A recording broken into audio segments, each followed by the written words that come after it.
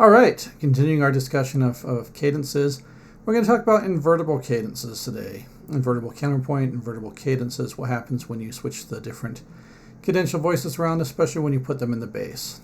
So let's go to the whiteboard and take a look at our basic cadential voices. And we're going to go ahead and just start off here with some nice two-voice cadences.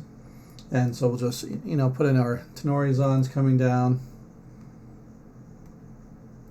Grab my marker. There we go. So we have our, tenorizons coming down here. Mi, re, do. Now, of course, above that, we're going to put our nice little cantizons against that. Do, ti, do. And this was your standard cadence back in the two-voice part of the Renaissance. You have one voice ending stepwise, mi, re, do. Another voice ending stepwise, do, ti, do. We call this the cantizons, the cantus voice. So seeing that the tenorizons, the tenor voice would sing that.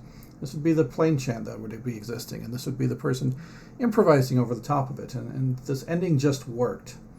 Of course, we can do interesting things with it. We can, for example, let's put in a little suspension here. So I'm going to hold on to my do so that it becomes dissonant above my re. That's a seventh, and then it's going to have to resolve down to the T. So 7/6 suspension there. And so the compound version of the two-voice cadence. Still have our tenorizons, still have our cantizons on top. Now, invertible counterpoint simply means that we're going to, let's see if we can pull this off here. Oh, still getting used to the pen. But we're just going to take our nice little tenorizons here. What we're going to do is we're just going to, oops, that didn't work. Learning the technology, right? Let's try it with the mouse instead of with the pen. How about that? My pen's hiccuping a little bit, probably because I'm lifting it too far off the tablet. I'm still getting used to this Wacom tablet that I've got here. But let's try just, there we go. We'll just drag it with the mouse. Hey, I just inverted my voices. And now I've got my tenorizons on the top, and I've got my cantizons on the bottom. And so you can see what was a sixth moving into a 7/6 suspension into an octave is now a third moving into a 2/3 suspension moving into the octave.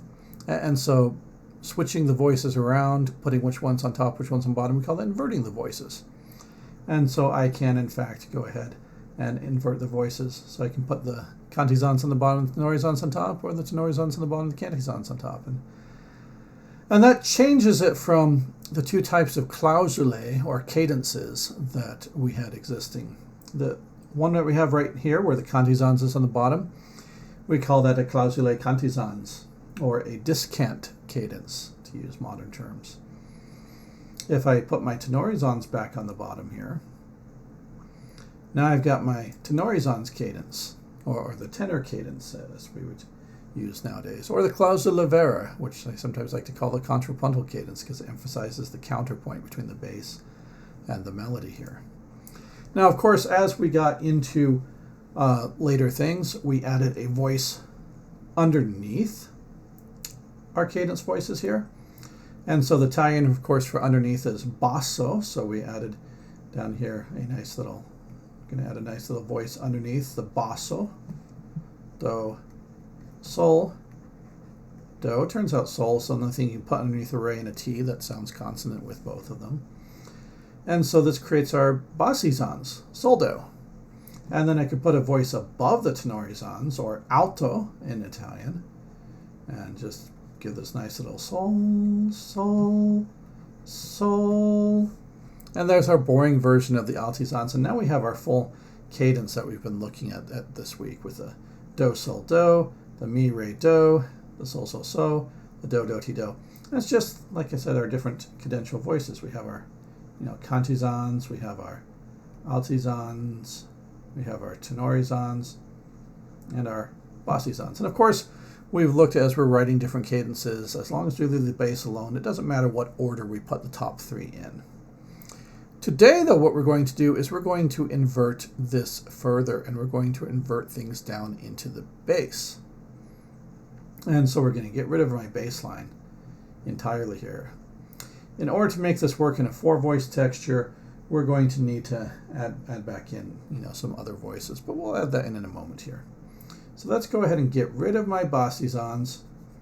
We don't usually give bossizons to other voices. We like to say the bossizons for the bass. And this is now going to be my bass voice, mi, re, do. I've got my tenor in my bass, so I've got a tenor cadence, a clausula tenorizans, or the contrapunto cadence. And let's add another voice in. Let's make some room for the other voices here. We'll add in the third voice. So we'll just grab our bass here and just slide it down. Oh, did that wrong. Let's try that again.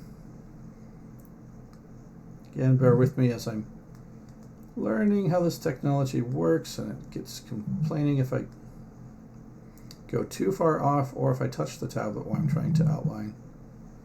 It's very tricky here to do this. And then I'm going to use my mouse to grab these and drag them down, make a little bit of room here. All right. So after all that, what we've got here in our bass is the tenorizans in the bass. So this is a tenor cadence. And this mi, re, do here.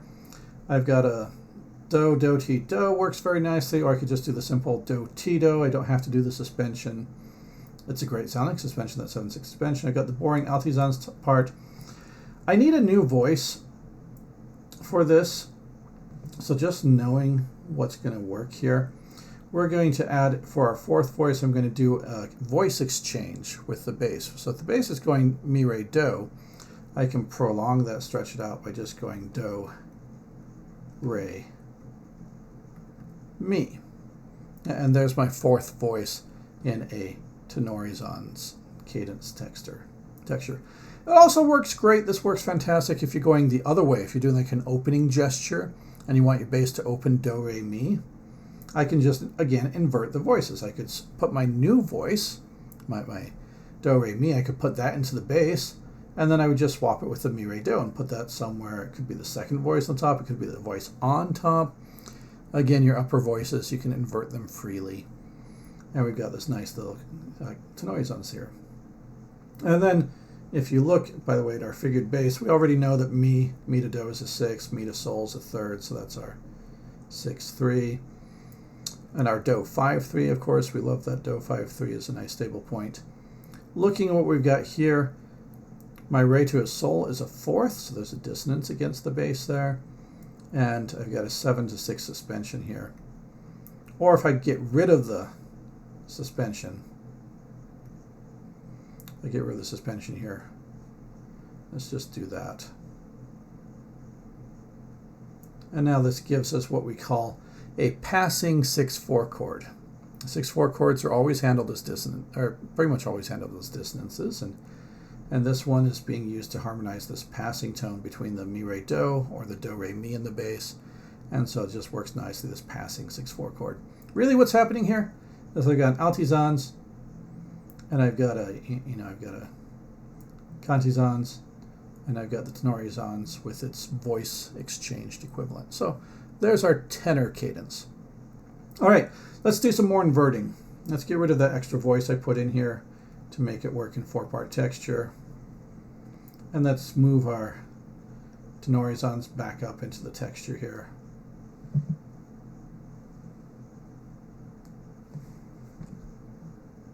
Grab and drag, just like that. And this time, let's grab our cantizans voice here. And we're going to drag that down, and we're going to put the cantizans in the bass. Yes, the cantizans in the bass. The sopranos aren't the only ones that get to sing cantizans. So now I've got a clausula cantizans, or a discant cadence, or we also like to call it a comma often. And I've got the do, ti, do in the bass now. I still have my, let's erase my, it's no longer, those figures shouldn't be attached to that because we only attach the figures to the bass, really. I still got my tenorizans, sounds good against that mi, re, do. I've got a sol, sol, sol. We're going to need another voice here, of course, to make this work. And a great voice to put in here, we could put in the other version of the Altisons would be a great thing to put in here, so I could just, put in here nice. Sol, fa, mi. And this Tito in the bass against the fa, mi up top, this is what we really think of as being, we call it a comma in music, that Tito with the fa, mi and the outer voices. And of course, if I look at everything that's here, I'm ending on the Do 5-3, and I've got Tito Re as a third, and a Tito Sol as a sixth, and a Tito Fa. The fake fifth, it's a tritone, it's not a real fifth, it's a diminished fifth, the false fifth. So I have this T6-5-3 or T6-5 for short, resolving to Do 5-3, and we call that a comma. Let's make this fancy again. Let's hang on to that bass and do a dissonance with the bass. Now when I do this, we actually change things up a little bit. We're going to repeat Sol, Fa, Fa, Mi, and I'm going to go not Sol, Sol, Sol, Sol, but we're going to put in a La here. Mi, Re, Re, Do. Oh, we've recognized these cadential voices before too. This is what we saw above the top of, back in the, our usual bass over this. Do, Do, Fa, Sol, Do. This is what we usually have above this Do, Fa, Sol, Do voice. We have our Fa 6-5, our Sol 5-3, 7-5-3 even, Do 5-3. Tonic, plagal, authentic tonic. And we looked at this cadence earlier. Usually has the Do, Do, Ti, Do up above it, but I grabbed that Do, Do, Ti, Do, and I moved it into the bass. Instead of giving the bass the bassisons here, we're giving the bass the cantisons. Notice I still have my usual voices. I have my tenorisons, mi, re, re, do. I have my altisons, the boring altisons, sol, la, sol, sol. I told you I played that for like 128 measures in The Sound of Music once. And then this interesting sol, fa, fa, mi. And so we're starting it off on a Do 5-3 here. Do to Re is a 2, Do to La is a 6, Do to Fa is a 4th. Now the question is, do I call this a 2 or do I call it a 9th? You can already see it's the bass that's suspended and became dissonance and has to resolve down. So that is in fact a 2-3 suspension. So we would refer to this as the Do 6-4-2 chord, or Do 4-2 for short. And it's just, again, our cadential voices. Gerdingen actually refers to this collection with the Do, Do, Ti, Do, and the Sol, Fa, Fa, Mi. This is a schema he calls the Sol, Fa, Mi, named for the soprano. Notice it ends with that comma, Ti, Do, Fa, Mi, that Discant Cadence comma. If I'd wanted to, I could have gone Do, Re, Ti, Do, and then it would have been a Do 5-3, Re 5-3, T6-5-3, Do 5-3. That would have sounded good. That's the standard version of the Sol, Fa, Mi schema. This is the tied bass version. Of course, we learned back when we were doing tied basses that tied basses like to take 4-2s. All right. One more. Let's go ahead and erase our stuff here. Get rid of our figured bass. I'll move the cantisons back up into the texture where it belongs.